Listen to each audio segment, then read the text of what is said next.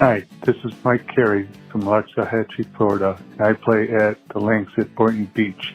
This is Golf Smarter number 990. And I think this is a big part because of podcasting. Now we get wisdom talked about a little bit more than we maybe have over the last 10, 20, 30 years. The last 20 years, it's all about, well, you have lessons, you do this, you hit these numbers, you do this on TrackMan, you hit this line on a video screen. To be honest, for some people it works. For most, they don't have time to really change anything fundamentally. And so you can have this great lesson, but, after you've hit your bucket of balls, you're probably not going to hit another bucket of balls correctly until you see the next lesson. And so people, I think, get frustrated in they're paying all this money for a swing lesson. And my numbers look better and this line looks better on the screen, but I keep shooting the same score and I keep hitting the same shots and I keep making the same mistakes. Now there's a lot more podcast involved with wisdom and experience and turning fives into fours. A different approach to be able to help you score better.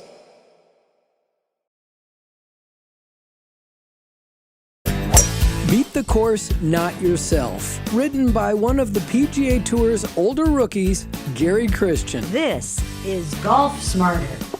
Sharing stories, tips, and insights from great golf minds to help you lower your score and raise your golf IQ. Here's your host, Fred Green. Welcome to the Golf Smarter podcast, Gary. Well, thank you so much, Fred. Great to be with you. Look forward to having a nice chat. I'm looking forward to as well because I truly enjoyed the book, but we'll talk about that later. I want to talk about your fascinating history in the golf world. You've done so many different things, but what's got to start the conversation is that you were the oldest rookie ever in the PGA Tour.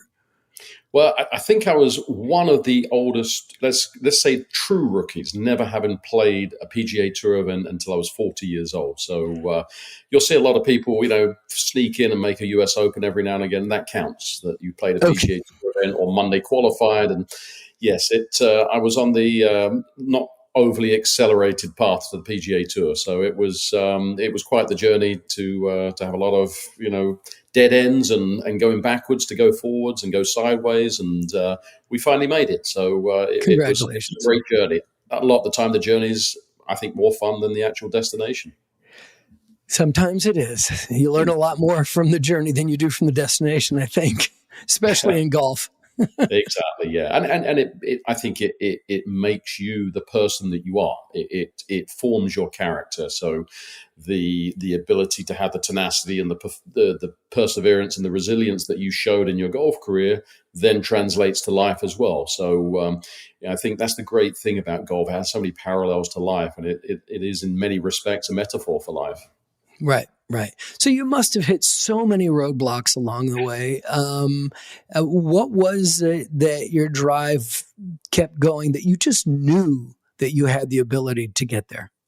Yeah, the roadblocks I had, just always had was, not being a particularly imposing physical specimen, maybe not having the finances that could help me to do whatever I needed to do when I needed to do it. And a talent level that was obviously a very high talent level, but when you threw me in against some other players and some other college players and mini tour players, there was only one person that was going to make the tour, and it wasn't me. And so you're always kind of battling, and I always had the ability to win. I think just because I was just naturally a tough personality. I always say I hated losing more than I enjoyed winning. And you learn a lot from that. And, but it takes a lot out of you. So, it's funny now that I don't really enjoy competing that much. In many respects, I think I used up my reserves of energy and emotional energy to be able to get where I got to. So, now when my son beats me at ping pong, I don't sulk for half an hour like I used to. So that's kind of nice. It makes you a little bit better human being as well, which is even better. But, I always had the belief in myself that I had something of what it would take to get to the highest level. And we just were trying to put our finger on what was that little bit of glue that would put the final pieces together that would allow everything to work You can be, maybe undersized, maybe under-talented, maybe under-financed, maybe under-coached. But if you have one thing that kind of puts everything together to give you what it is you do have, but has everything working together at the same time, like everyone's pulling in the same direction, you can achieve great things. And that's what I think I did with the mental side of the game, to dedicate myself to that, to be able to push me over the edge. You see a lot of incredibly talented players with amazing swings, amazing, coaching, but they don't have that thing that allows it to happen when they need it to happen. And, it's almost like the game's too easy for them. And they kind of overlook certain other things that I would never have overlooked. And, I would just be jealous of, God, if I could just have that talent or that swing or that bank balance to be able to go and see who I want, when I want, and try and improve constantly. I could have done some really great things with that, and I would have been a rookie at 30 and not 40. So in that journey, you must have played a lot. Let me ask you this first. What year was it when you were 40 that you made it onto the tour? What are we talking about? So that was 2011. So I won the Milan Classic on the Corn Ferry Tour, and I'd had a good year up to that stage, and that win put me comfortably inside the top 25 on the points list, or the money list back then. But it was special because it was in Pittsburgh. Arnold Palmer was the honorary tournament chairman. And so there was just something. I'm a student of the game, a student of history, and to have that connection with what I had just achieved. And someone took a photo of me making, like my 6-inch putt to get my PGA Tour card and win the tournament. And they sent it to me. I sent it to Mr. Palmer, and he signed it like he did, for so many people. So it's just that special memento that they've got a lot of special things, but that's certainly one of the more important ones. Absolutely. So when we're talking about 2011, there were probably a lot in those years that you were competing at that level before you made it to the PGA Tour. There must have been a lot of young players coming up that were just walking right by you and getting onto the tour. Were there players that you're going, I'm better than him? Why am I not going there? Well, I mean, what's going on here? Yeah, there were plenty of players that you knew were very good players. We were obviously, to make your living at the game, you were all very good players. And it's such a fine line, for that person that finished 100th on the 101st on the Corn Ferry Tour and lost their card. They were just as good of a player as the guy that finished in the top 25 and got their card. That's the fine line of the nature of professional golf. And, you look at it, it may come down to, 9 holes. It might come down to 1 hole. But, you've just got to maintain that belief. And, I didn't really worry too much about the young guns coming through and taking my spots on the PGA Tour, because I knew I was going to get there eventually. And I just, as I played the years on the Corn Ferry Tour, I got more comfortable with the courses. I got more comfortable being in contention. And you just have to use prior experience to be able to perform better when you get an opportunity the next time. And that was always my goal. Whatever happened, I always learned something from the experience, whether it was good or bad, and then applied that the next time. I'd vow to not make that mistake the next time. I would sit back I was very good about looking at things objectively. I didn't take things emotionally. So, you may go into a tournament in the final group or two with a chance to win a Corn Ferry Tour event, which may or may not get a PGA Tour card, and you end up not playing great. A lot of people, it will crush them. Because of the resilience I had, I was just able to kind of sit back, say, hey, I tried my best. If things didn't work out that day, now let's go over that round. Let's see what I could have done better. Maybe in course management, maybe in decision making. But usually most of the answers were in, maybe deviating from my routine, getting distracted, getting a little bit taken by the situation, and then you kind of say, okay, next time. My goal was to try and play, in effect, play a little bit like an emotionless robot. Even though I'm an outgoing, friendly guy, in between shots, that's what I am.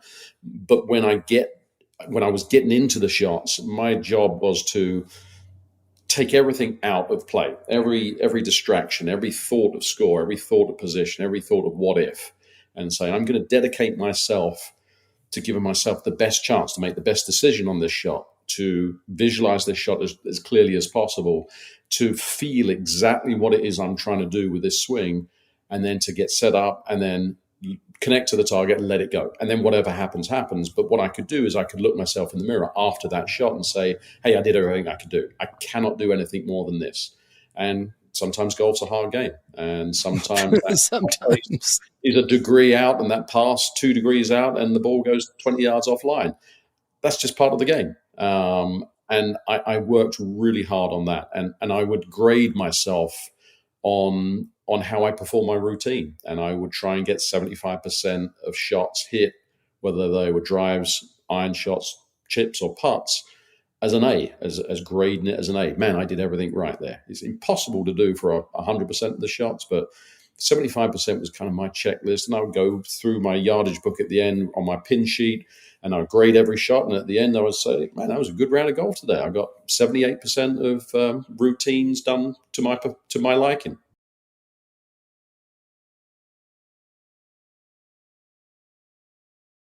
You mentioned being emotionless when you're playing, even though you're an outgoing guy. At what stage of your development as a golfer, from I'm sure you started as a very young age, started playing through the time that you finally made it to the tour and beyond, what was the point in that development that you realized how or learned how to be emotionless while you're playing golf?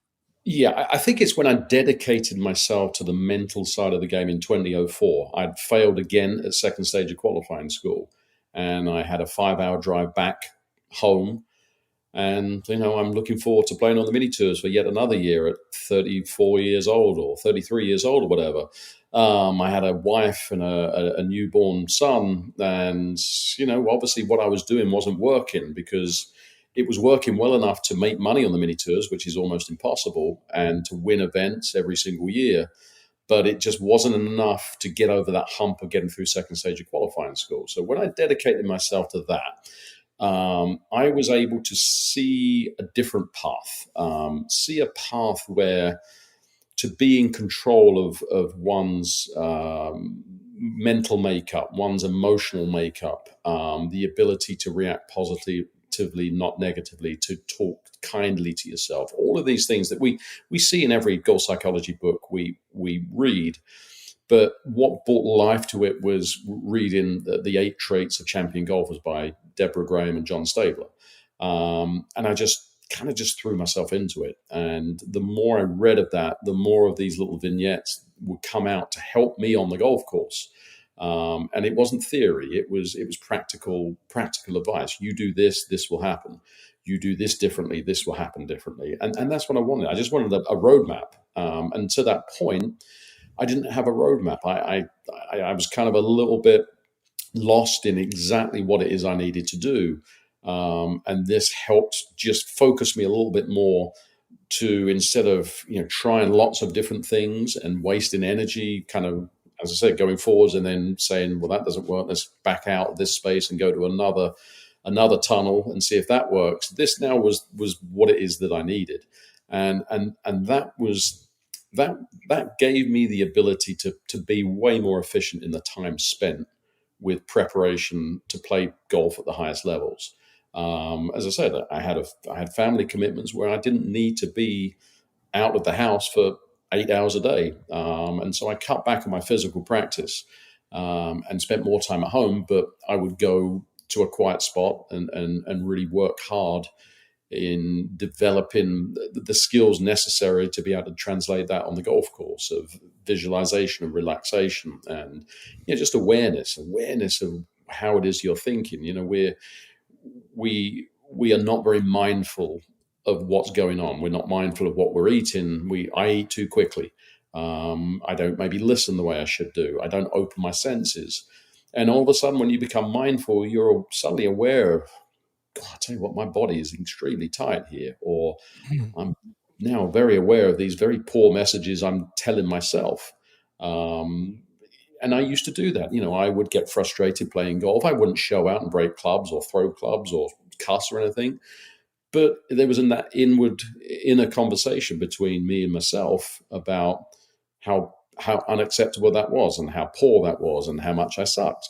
And you can't be doing that to yourself. And you flip it around. And if your parents had said the same thing to you that you were saying to yourself, it wouldn't be a very healthy relationship. So I've always been a positive guy, but I could just, I was 75% positive. I had to get 100% positive. So everything that I did, every situation that I faced, I framed it as positively as possible.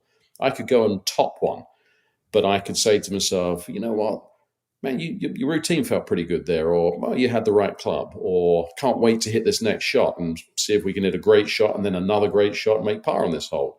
I did that in a PGA Tour event in Memphis. It was just a shot out of the blue, like a pull top that went about 100 yards. I hit a 3-wood 30, 40 yards short of the green, pitched it onto 2 feet and made par. But if I'd have got in my own way of telling myself how bad that was and, telling myself I'm a PGA Tour player and I've just topped a ball, and look at all those people watching, how embarrassing is that?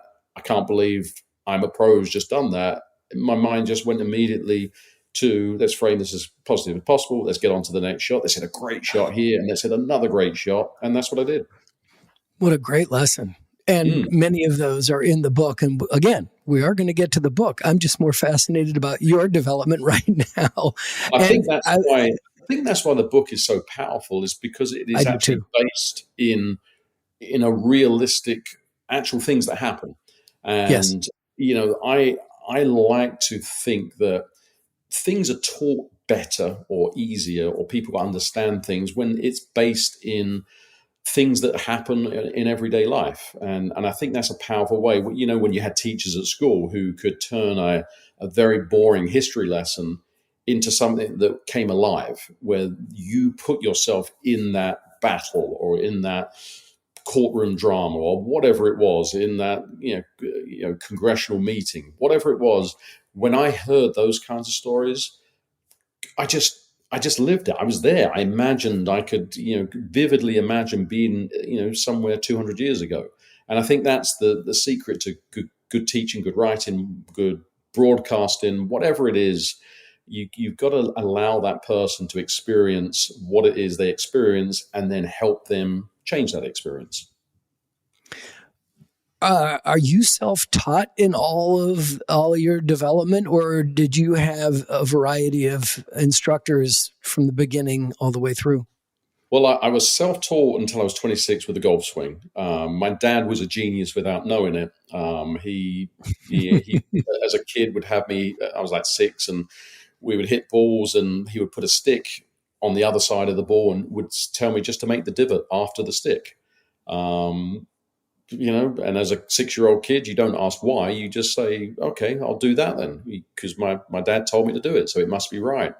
And that gave me 100 lessons without him knowing it. It gave me a steady head. It gave me a good pivot. It gave me a flat left wrist at impact. It gave me weight transition. It did everything that you needed to do to hit the ball consistently. So I've never, ever worried about making good contact with the ball because of that lesson when I was 6. But, I got through junior golf at whatever level I played in England. I earned a scholarship to Auburn, being self-taught, which in many respects was, maybe put me a little bit behind other people. But I think what I gained from it was I owned my swing. I owned the DNA of my swing. So I was able to correct things way quicker than other people because I could correct things on the course because, in effect, I was my own coach. Whereas other players with way better swings than me, as soon as they hit one bad shot, if Mr. Coach isn't there, they don't know how to go to plan B or how to correct when things go wrong.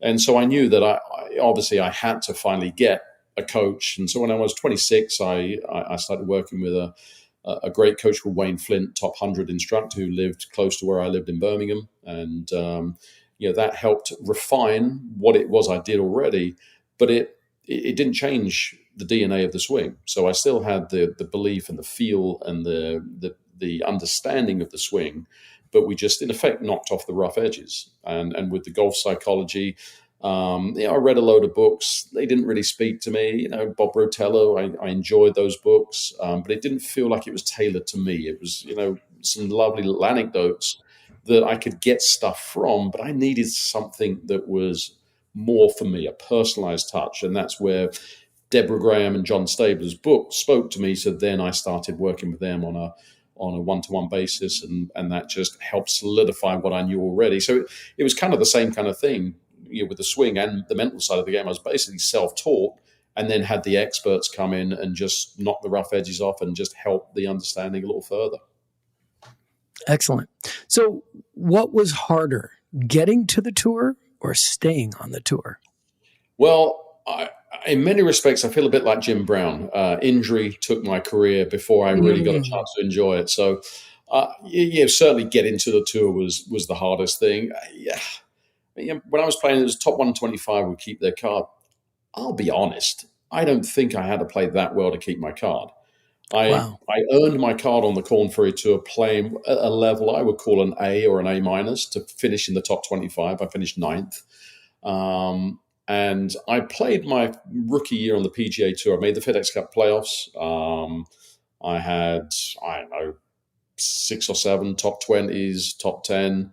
So I played, had some good results. And I would grade myself a B minus, maybe even a C plus.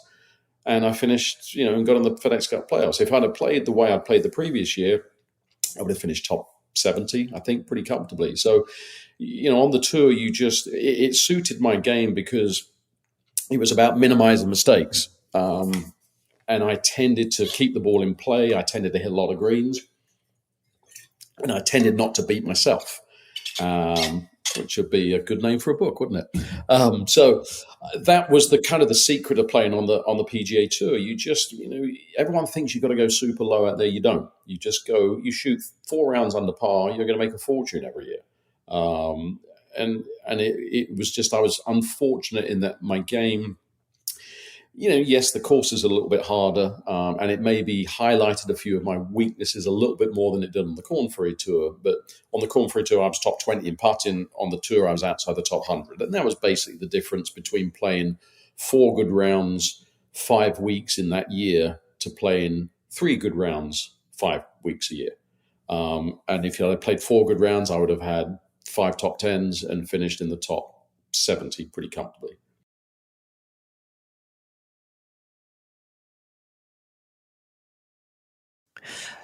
You mentioned that. I think this is a lesson for every golfer at every level, from beginner all the way through. But, everyone, when you ask someone, are you a pretty good golfer? And everyone will tell you, no, I suck. I'm terrible. But everyone is going to say that. And here we have somebody who made it to the PGA Tour saying, yeah, I was a C plus B minus, right? Even the best in the world will tell you, no, I've been telling people I'm not good, but I'm not that bad. Yeah. Well, it goes back to those fine lines. The difference between a B minus year and an A minus year is tiny. It's minuscule.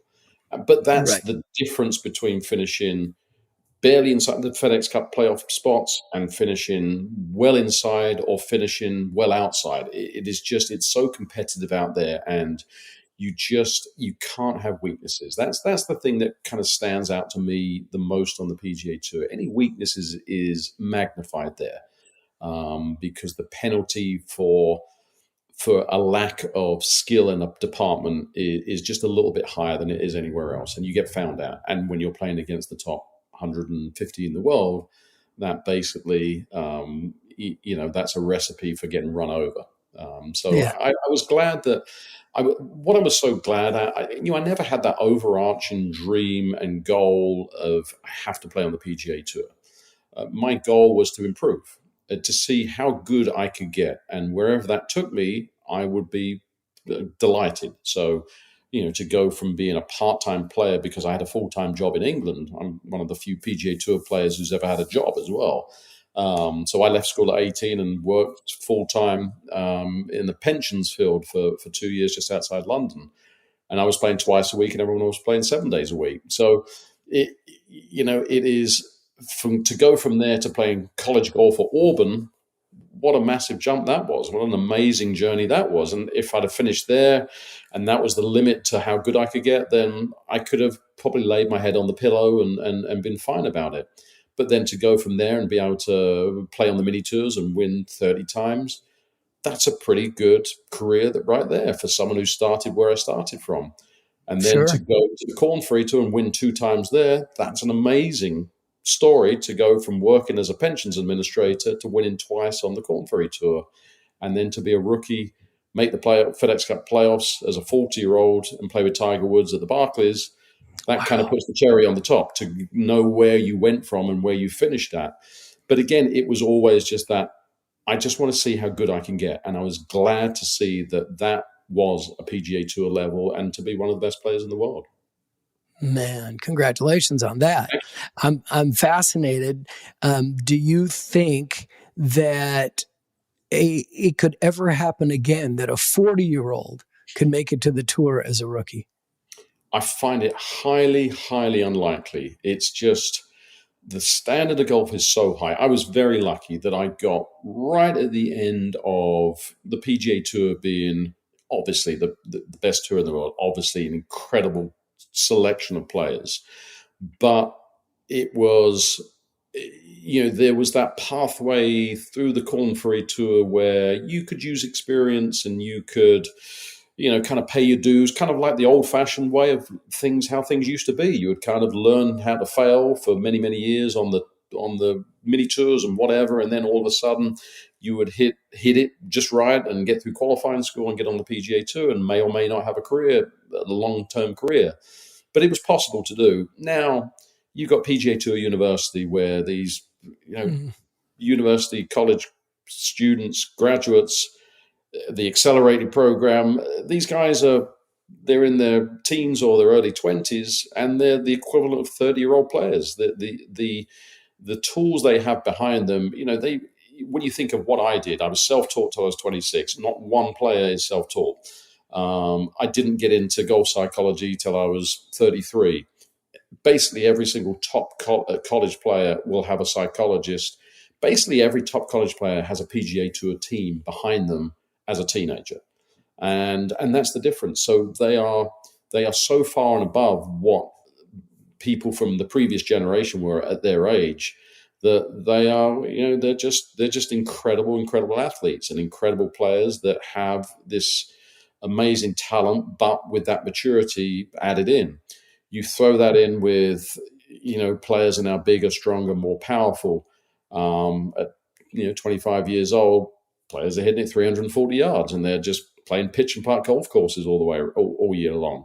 40-year-olds tend to hit it a little bit shorter than a 25-year-old. So, the way I look at the best way to explain it is through my experience of playing at the highest levels. I hit the ball, let's say 285 yards. I get paired with Rory McIlroy. I have to give him 40 yards on every single hole where we hit driver. Now, over one round, I might have one of those days with my 7 irons where I just have that incredible ball striking round and then have a load of birdie chances with the 7 iron. Maybe 2 rounds, I might be able to hang in there by having some incredible ball striking. But over the course of 4 rounds, a 40-yard head start is going to catch up with you. And you've got no chance to compete without just basically playing a perfect 4 days of golf, error-free. And that's the difference. And that's where it's not just Rory who does that. It's 100 players on the PGA Tour. And so that's the hardest thing to compete against. So, I'm very proud that I think I will be certainly, if not the last, very close to the last kind of story that I think we can relate to. I'm an everyman. Oh, absolutely. I'm just a blue-collar guy that did the best with what he had and didn't have the resources to do it any more than I was capable of doing. And I made it to live a dream. And, we all strive for that, don't we? We go through college and we try and get a job that will allow us to fulfill a dream. Some people start their own business because they have a dream. A lot of people fail. There's a few that succeed. And that's kind of how I feel, in that my dream, um, you know, came to fruition. There's 100 others whose dream was the roadkill on mini tours, where they Ouch. invested a ton of money and time and effort and sweat equity, and at the end of it, they lost a load of money, and they didn't. They're 30 years old and they're still driving in a car put together with duct tape, and that's kind of how I was until I figured out how to be successful. It was such a fine line once again. And you were saying that you pretty much had to stop playing because your body rebelled against you. Well, I just had a freak injury. I always say I do some public speaking about my journey, and using the life lessons and lessons in business. It's a very close parallel. But I always get a kick. They always get a kick when I say the TV show The Bachelor ended my PGA Tour career. Now, I wasn't on it and got divorced or anything, but my wife and I would watch The Bachelor religiously because we all love a train wreck, and so. Playing in the Canadian Open. I just started playing really well on the tour my second year, my sophomore year. And I don't like the heat. And this was one of those perfect weeks in Canada. It was 70 degrees. And, I just wanted to just get some fresh air in my body. And so I had dinner and I was going to go back to the hotel and watch The Bachelor and I guess text backwards and forwards with my wife. And I said, you know what? I think I'll watch it on DVR when I get home. I'm going to go for a walk. And so I had an ice cream. I walked to a place called Bronte Harbour, which is on Lake Ontario. And I was just walking around through the woods and I walked over these rocks that were kind of like an embankment around the lake. And I slipped off the last rock and I tore my ACL, MCL, patella tendon, and meniscus all at the same time. So my kneecap was jiggling on the spot that it shouldn't have jiggled. And that was basically it. I obviously had it repaired and I tore it again in the Corn Ferry Tour playoffs at that time, trying to get my tour card back, which. Oh, wow. So you tried to get back. Yeah. So I was a round and 4 holes away from getting it back. I played really well for 2 rounds. And then I got in a bunk with a massive steep face and hit it. And I couldn't hold my balance. And as I started falling back, I just heard it snap and swelled up like a grapefruit. And I tried to gut it out the next day. And I think if I could have shot 71 the last round, I would have got my tour card back. And I think I shot 77, but hobbled around on a torn ACL. And you do what you have to do. And I had it repaired again and tore it again. And then I had it repaired again. So there was actually a special moment this last year. I covered the PGA Tour event, the Canadian Open for PGA Tour Live, and it was at Hamilton Golf and Country Club where I actually had my lone top 10 on the tour. So it was a special moment for me anyway to do that.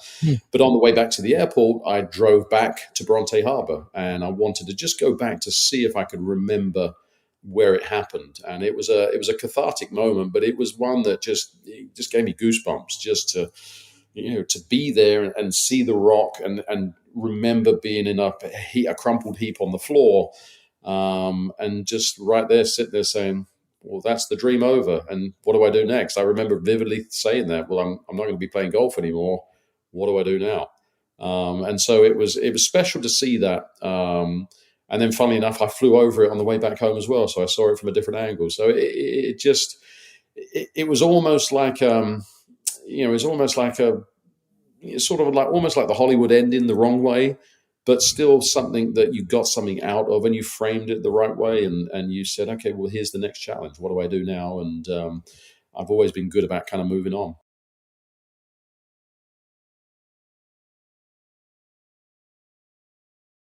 Well, were you emotionless about what do I have to do next now that I know that my competitive play is over? Or did it take you a while to pick yourself up and figure something out? Yeah, it was surprisingly quick. As I said, I move on quickly, and I've talked to other players who were pissed. They were pissed at life that things were where they couldn't play anymore. And I guess one of the reasons was I just knew I couldn't play to the level that I was capable of playing at. So why get upset about it? Now move on and throw all of that energy that you threw into playing on the PGA Tour and getting to the PGA Tour and having a 15-year journey to get there. Well, now let's throw some energy into the next stage of things. And I always wanted to get into broadcasting in my 50s, not in my 40s. And I always felt like I was going to be good at it. I always enjoyed talking to the media. I always enjoyed giving thoughtful answers. And so it was fortunately was able to make that transition through Sky Sports in the UK, where they needed a British voice that had actually played the PGA Tour, or their talent played on the DP World Tour. So I could add a different angle because I'd actually played the golf courses. So that was very, very fortunate to have been able to do that. I got to go home. I got to spend time with my mum and dad and my brother and my friends. And it was almost like, I got a spiritual side to matters when, I thought, well, this was my next path. I couldn't do anything about it. And I remember a lot of that was from, I'd played a few weeks before at the Travelers, and I played with Ricky Fowler, who at that time was one of the top 10 in the world, and I matched him shot for shot. I played unbelievable. I think he shot 66. I shot 67 in the last round. We were one of the PGA Tour live ats feature groups, one of the first ones they ever did. And so it was a pretty special day. But I remember I holed about 2-3 footers on 17 and 18. They went in, but it didn't feel real comfortable. And I remember, I finished top 20, I think, top 25, had a nice check. And I got a flight that night, and I was sitting on the tarmac, and my heart rate was still 120 or so. And this was 3 hours after I'd holed those putts. And I said to myself, man, I don't know if I want to do this anymore. I don't like the way it makes me feel physically. And then there you go, 2-3 weeks later, that was the end of that. Matters were taken out of my hands. So when you understand that, I think you can move on quicker in your next path, your next part of the journey is, maybe it's not preordained, but you're now guided to the next step of the journey. And part of the next step of your journey was writing a book, which I would love to talk about for a while now. First of all, you got me on the title, was Beat the Course, Not Yourself. And what I really enjoyed about this book, and I just finished it the other night, definitely made it all the way through and took lots of notes throughout the book, is that many times I've read so many golf books over the years of doing this podcast and talking to various authors, especially books about the mental game. You mentioned earlier, anecdotal. They're, telling you they're really how-to books on how to work your mental game, how to prepare yourself, how to work your pre-shot routine and your post-shot routine. How to get yourself out of a death spiral in your head. What I really enjoyed about this book and made it so relatable, and is why I was compelled to finish it, is that it's a story.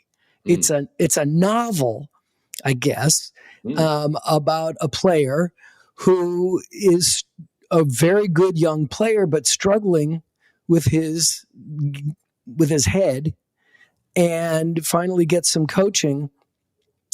And as he's going through it, you're going through it with him. So you feel what he's feeling as opposed to being told what to feel. I really enjoyed that approach on the book, and I highly recommend it for anybody who likes reading about the mental game, who likes discussing the mental game. I think the book is really good, and it's not a hard read, and it's not really long. Yeah, well, that's very kind of you. As I said, I've read, obviously thrown myself into the mental side of the game. I read, dozens of books. And, with someone like me who is preordained to want to get information out of a book, there was a lot of books that I read that were just not very good. I would just read and say, when am I going to get to something that's going to help me? Because I know a lot of this anyway, but I need something. I need something to justify this $20.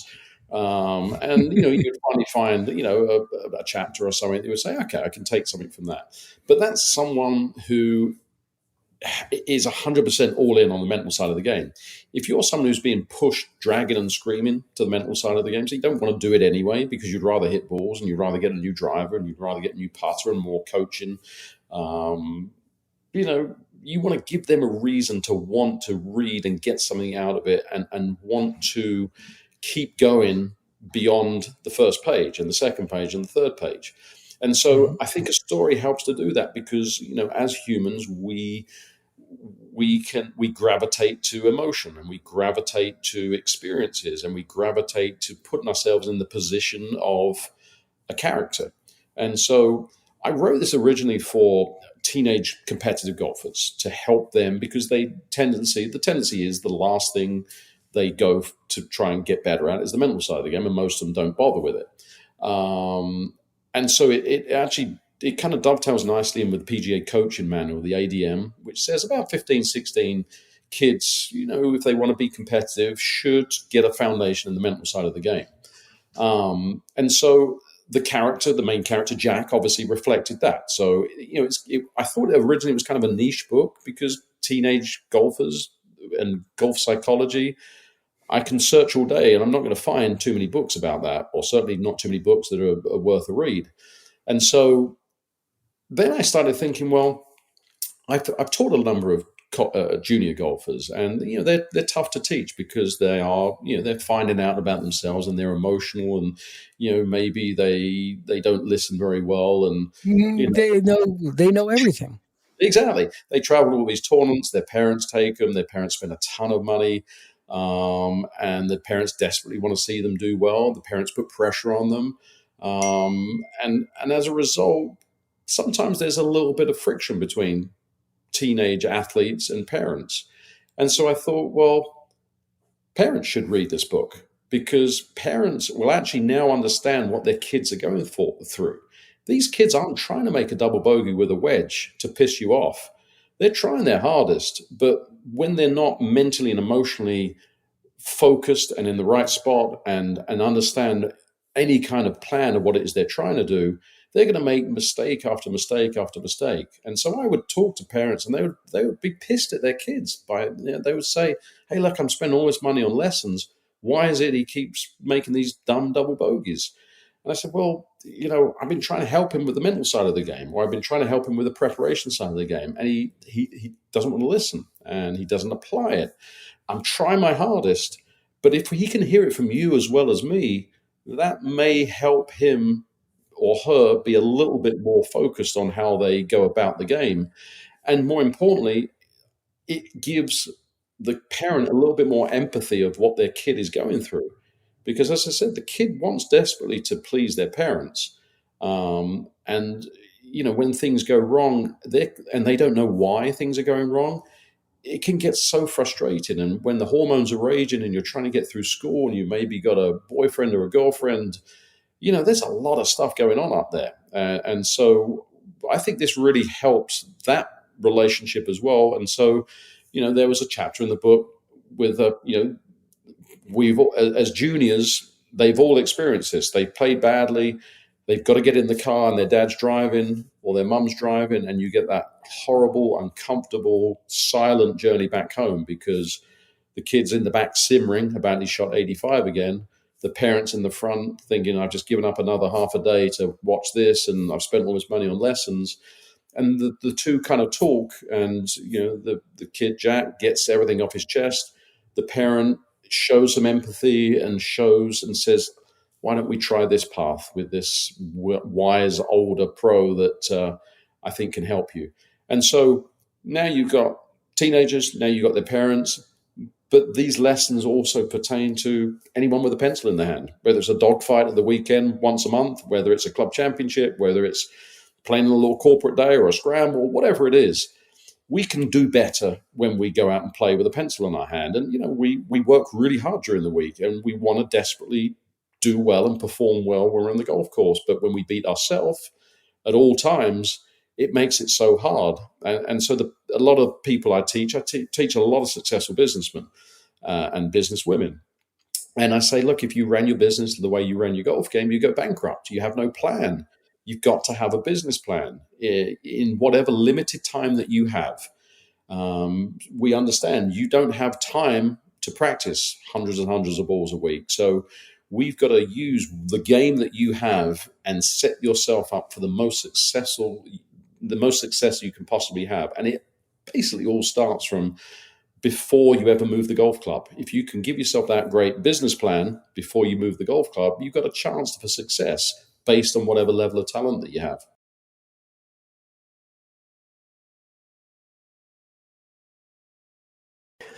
So this character, this older character that's in the book, Charlie, right?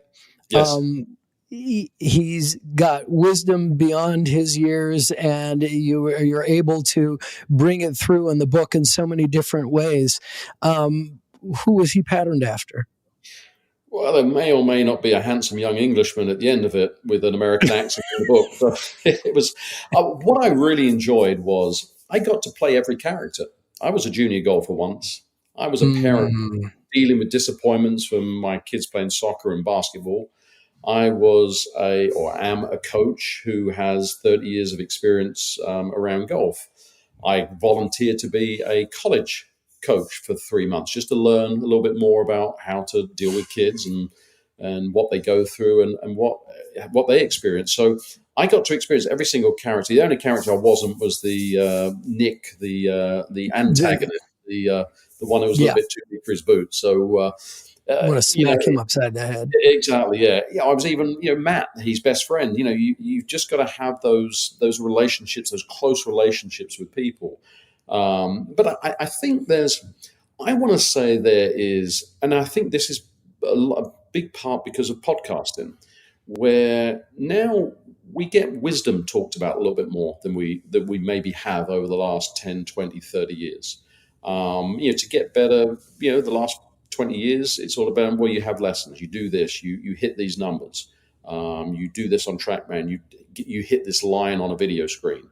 And, to be honest, for some people it works. For most, they don't have time to really change anything fundamentally.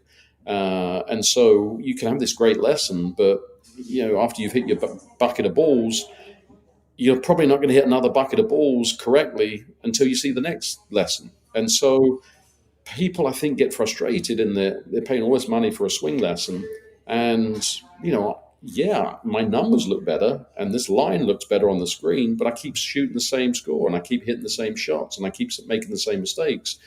And so now there's a lot more podcast involved with wisdom and experience and turning fives into fours and a different approach to be able to help you score better. The short game, the chipping, the putting, if you want low-hanging fruit and you want a swing lesson, you want a lesson, that's the lowest hanging fruit you can possibly have. You just get good fundamentals chipping, you're going to shave a ton of strokes if you're a 20 handicapper. Right. I find it really hard to get someone to commit to that. They want swing lessons. So they hit 7 fairways with their driver, but hit 2 in the trees, and they want to hit none in the trees. Well, if they're a 15 handicapper and they hit none in the trees instead of 2 in the trees, in the big scheme of things, they're probably going to screw up the next shot and the chip and the putt, and they're going to shoot the same. And so why not, if you're going to miss 15 greens, learn how to chip and putt? And so, just by using just common sense and we call it analytics, but it's just common sense of, if you miss a load of greens and you don't chip very well, you're leaving a lot on the table.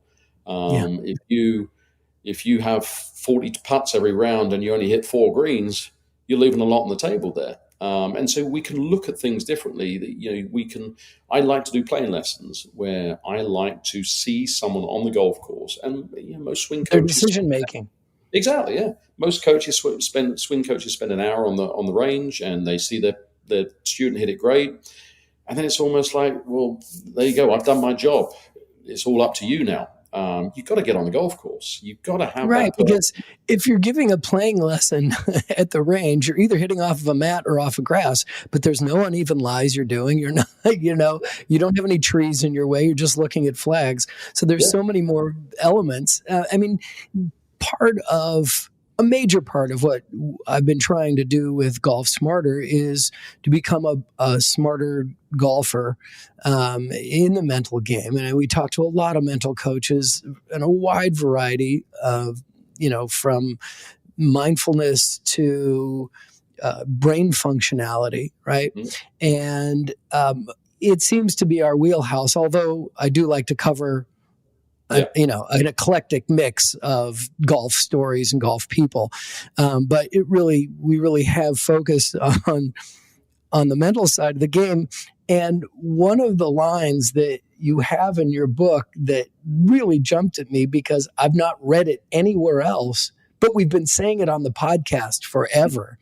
And my audience right now, if they've been listening a while, they know where I'm headed with this, because I learned it from a listener and been saying it. Not only do I say it for every round I play, but I've been saying it on the show hundreds of times. We say, never follow a bad shot with a stupid shot. But you enhance that for me in a way I never really realized. And on page 56, at least of the PDF that I was reading, the worst thing you can do is follow up a poor shot with a dumb shot, trying to make up for the previous one. That was an aha moment for me. Well, it's that common sense, isn't it? It is, we try and do too much. We try and do more than maybe our talent levels are capable of. I think par is the worst thing you can look at on a scorecard. If you're a 15 handicap, par isn't par. Par's bogey. And so, I like to talk to players, and I think dogfight points are the greatest way of playing golf, because you see the value of a point. So if you're a 15 handicap and you don't have a very high quota, you can maybe find 3 or 4 holes where in the past you would have played a dumb shot with a 3-wood out the rough trying to get it on the green, and you learn that maybe a 5-iron and then pitch it on from 40 yards may be an easy way to make a point. Right. What happens is we get in a cycle of, and that's what I'm talking about in the book, of it's just the cycle of the way a round of golf unfolds or shots unfold. So you have a shot. I want you to have a nice, productive, athletic routine. So if you do that athletic routine, the chances are you're going to hit a decent shot.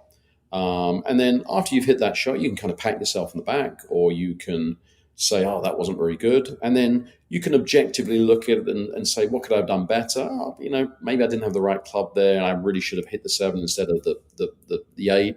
Okay, well, there's a little reminder for the next time I'm in that situation. And then you spend the next 4 minutes walking to the next shot, and you're in a good mental space. And you enjoy talking with your playing partner. You're looking at the trees and the houses and the birds and the whatever else. And then as a result, you're in a good headspace for the next shot. You produce a good routine, you hit a decent shot, and so the cycle continues.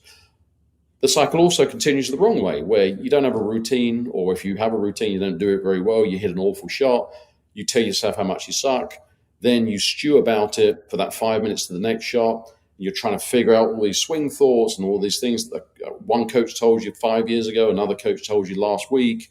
And then a video that you saw this morning. Yeah, right.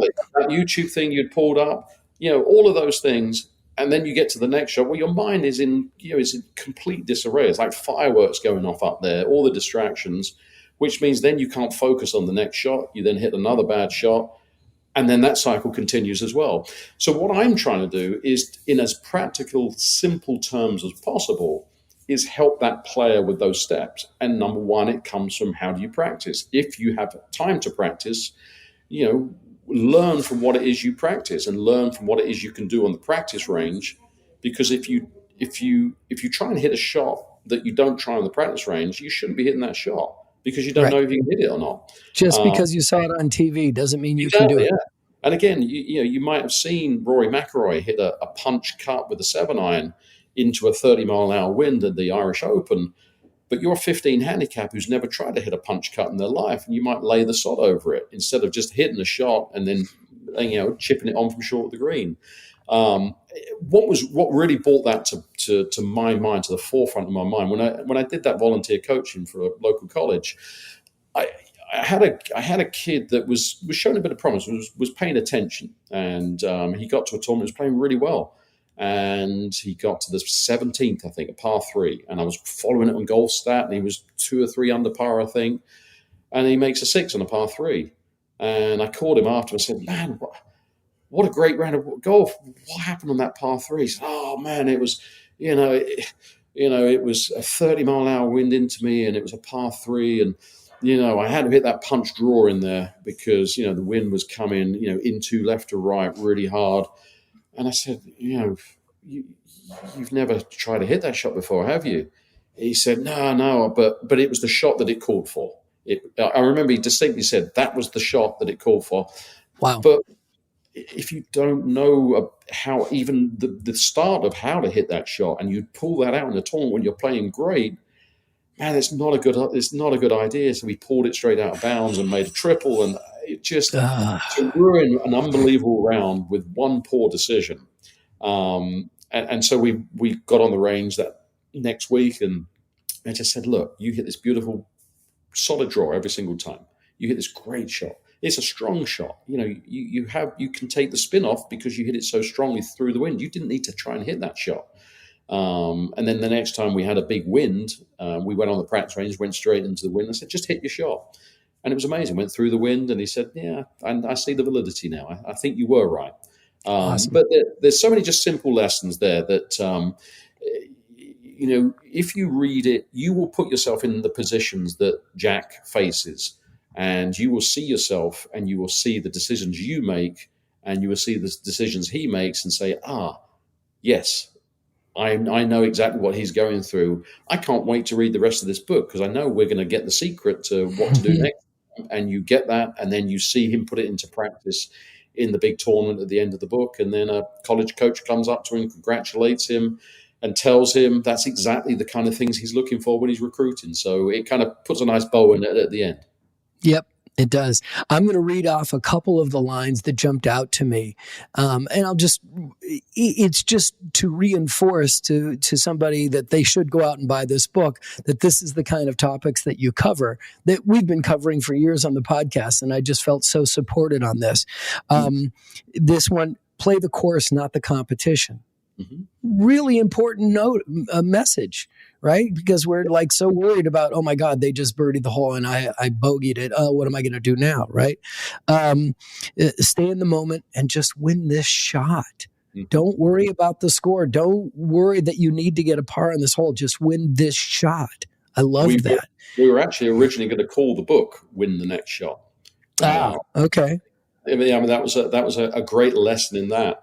But again, it goes back to, if you've got a productive routine, what it does, it focuses the mind on exactly what it is you're trying to do. And it also kind of acts as a bit of a force field around your mind and you from all those distractions of score and what else other people are doing, and what it would mean if I had a good result here. All of those things we're always facing. And if we're a 15 handicapper, we're facing, my buddy's laughing at me because I've just topped one. We want to get our mind 100% focused on the next shot as well as we possibly can. Well, it's a high recommendation on my part for this book. I really enjoyed it. Again, it's called Beat the Course, Not Yourself by Gary Christian. And you can also go to Gary's website, which is garychristiangolf.com. Gary, this was a blast. Thanks so much for your time. Man, I really enjoyed it. And yeah, the book's self-published, so it's on Amazon. So if you search, I can't believe I said Amazon, I would call it in England. So beat the course, not yourself on Amazon. For the price of a sleeve of golf balls, it will certainly last longer than a sleeve of golf balls, and it will give you that game plan. It will give you a game plan of practice, how to talk to yourself, how to have a routine, how to put it into practice. And that's ultimately what we want. We want to take it from the practice range or the indoor hidden mat to the golf course. That's why we practice. That's why we hit balls indoors, because we want it to work on the course.